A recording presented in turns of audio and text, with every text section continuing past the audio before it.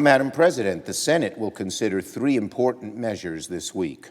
Senators will vote on whether to repeal a Trump-era rule that made it harder for victims of discrimination in the workplace to pursue justice.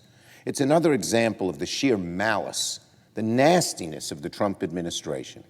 It actively sought to make it harder for workers to win employment discrimination claims.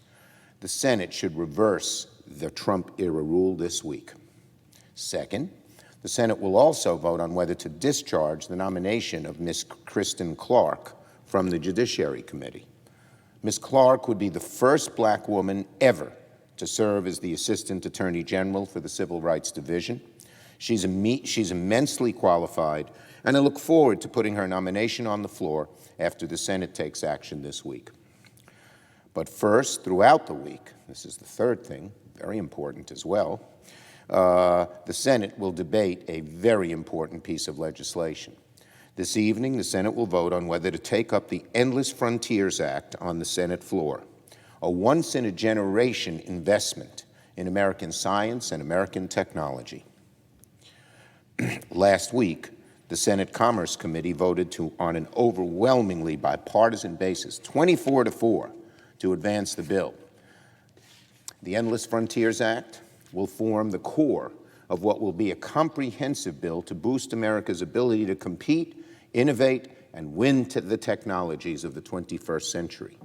Over the course of the next week or two, the Senate will debate and amend the legislation. I look forward to having another open and bipartisan amendment process, just as we did on the Asian hate crimes bill and the bipartisan water infrastructure bill. There is no reason the Senate can't finish our work on this important legislation by the end of the month. Members on both sides of the aisle know that decades of federal underinvestment in science and technology have imperiled America's global economic leadership. When we invest in science, it inevitably produces millions of good-paying jobs. So this comprehensive bill will boost funding for basic scientific research, tech development, and manufacturing. It'll strengthen our alliances and partnerships abroad.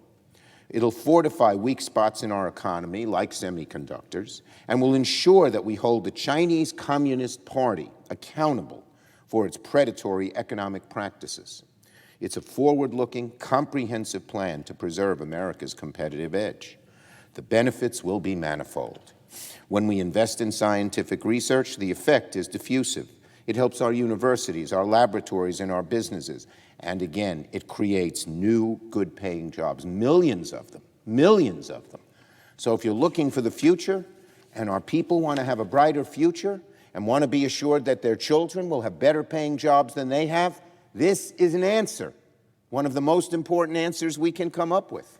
An American workforce will help bring American inventions to the global market, and the way we have been number one in the economy for the last century will continue on into this one. So I'm excited about this legislation. And holding the Chinese Communist Party accountable for its years of rapacious economic policies and theft of American ingenuity will help create a level playing field that American workers have lacked for decades. Investing in scientific research also hardens our national security. We can either have a world where the Chinese Communist Party determines the rules of the road for 5G, AI, and quantum computing, or we can make sure the United States gets there first. Few things that should bring this chamber together faster than securing another century of American leadership than this.